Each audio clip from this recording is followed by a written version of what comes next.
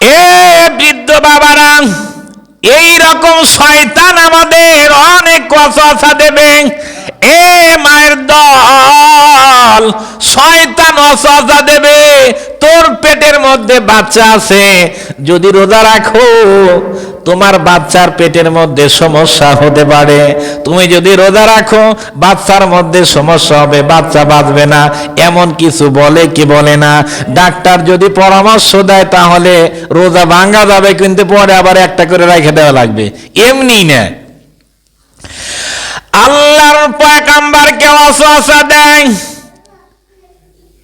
শয়তান, বলে এ আদম, এই যে যদি তুমি খাও তাহলে এই জান্নাত থেকে তুমি বের হতে পারবা না, এখানে স্থায়ী বাসিন্দা হয়ে যাবে।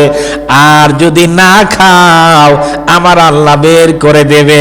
যাই হোক, ওইখানে ফলটা খেলেন, খাওয়ার পরে আমার আল্লাহ পাকের লাঞ্ছিত, কারণ আল্লাহর হুকুম যদি অবাধ্য হওয়া যায় ওই মানুষটার প্রতি আমার আল্লাহ পাকের গজব অনিবার্য হয়ে যায়।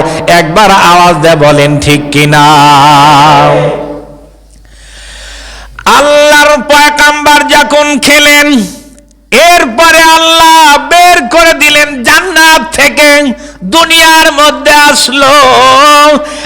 আর জান্নাত থেকে বের হওয়ার পর আদম আলাইহিস সালাতু ওয়াস সালাম আর মা হাওয়া আল্লাহর কাছে তওবা শুরু করলেন আর কান্না শুরু করলেন। এ বাবারা, আমরা তো জীবনেও কোনদিন আল্লাহর ভয়ে 50, 60, 70 বছর বয়স হয়ে গেল, একটা বার যদি আপনি আমার মালিক তার কবরের আযাবের ভয়ে, জাহান্নামের ভয়ে যদি একটা বার চোখের পানি ফালায় দিতেন, আল্লাহ বলতো গোলাম আমার জন্য তুই চোখের পানি ফালায় দিলি, আমি তোর কবর আযাবটা মাফ করে দিলাম। একটা বার শুধু আপনারা চোখের পানি এমনি ফালালে হবে না, চোখের পানি যদি আপনি আল্লাহ পাকের কবরের আযাবের ভয়, জাহান্নামের ভয়, আল্লাহর ভয়ে একটা বার যদি এক ফোঁটা পানি ফালাইতে পারেন, হতে পারে এক ফোঁটা পানির জন্য আল্লাহ পাক আপনার জন্য জাহান্নামকে হারাম করে দেবে। সুবহানাল্লাহ বলেন। আল্লাহর বান্দারা, ওই কিয়ামতের ময়দানটা বড় কঠিন। ওই কিয়ামতের ময়দানের মধ্যে 70,000 ফেরেশতা ওই জাহান্নামের মধ্যে শিকল লাগায়া, জাহান্নামের 70,000 শিকল থাকবে। এক একটা শিকলের মধ্যে 70,000 করে ফেরেশতা শিকল ধরে রাখবে, কিন্তু জাহান্নামকে ধরে রাখতে পারবে না। আল্লাহর বান্দারা, জাহান্নাম এই জাহান্নামীদের নিকট আসবে, জাহান্নামীরা পাগলের মতো আল্লাহর কাছে চিৎকার করে বলবে, আল্লাহ আপনি আমাকে রক্ষা করেন, রক্ষা করেন। বলবে কারা? মানুষ বলবে, একটু বলেন তো দেখি, ওই কিয়ামতের ময়দানে আমার আল্লাহ ছাড়া আর অন্য কেউ রক্ষা করার মতো কি কেউ আছে? আছে?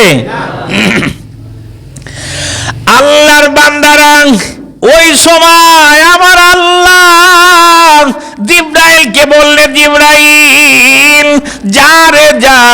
জিবরাইল আসার পরে এক ধরনের একটা পানি ওই জাহান্নামের মধ্যে ছিটিয়ে দেবে জাহান্নামের দিকে। জাহান্নাম দৌড়ায়া পালাইতে থাকবে। তখন মানুষগুলা বলবে, আল্লাহ এই পানিগুলা কারা? এই পানিগুলো কিসের পানি? এইটা কি জমজমের পানি নাকি আবিয়াতের পানি? আল্লাহ বলবে, না রে বান্দা, না, এই পানিটা হচ্ছে আমার বান্দাদের চোখের পানি। আমার ভয়ে যারা চোখের পানি ফালাইছে ওই পানি আমি আল্লাহ সংরক্ষণ করে রেখেছিলাম। এই পানির ভয়ে জাহান্নাম তাদের থেকে অনেক দূরে চলে যাবে। একবার আওয়াজ দিয়ে বলেন সুবহানাল্লাহ। এই 30টা রোজা, এরপরে ওই আদম আলাইহিস সালাতু ওয়াস সালাম 30টা দিন না খেয়ে আল্লাহর কাছে কান্না করেছিলেন আর তওবা করেছিলেন। আমার আল্লাহ তার তওবা কবুল করে তার সব কিছু মাফ করেছিলেন। সুবহানাল্লাহ বলেন। আল্লাহ বলেন, গোলামরা শোন, কারণ আমার পয়গম্বর যেহেতু আমার ভয়ের জন্য 30টা দিন না খেয়েছিল, আমার মুহাম্মদ এই উম্মতের জন্য আমি আল্লাহ 30টা রোজা রমজান মাসে ফরজ করে দেব। একবার আওয়াজ দিয়ে বলেন সুবহানাল্লাহ। এইখান থেকে 30টা রোজা আছে, সুবহানাল্লাহ বলেন।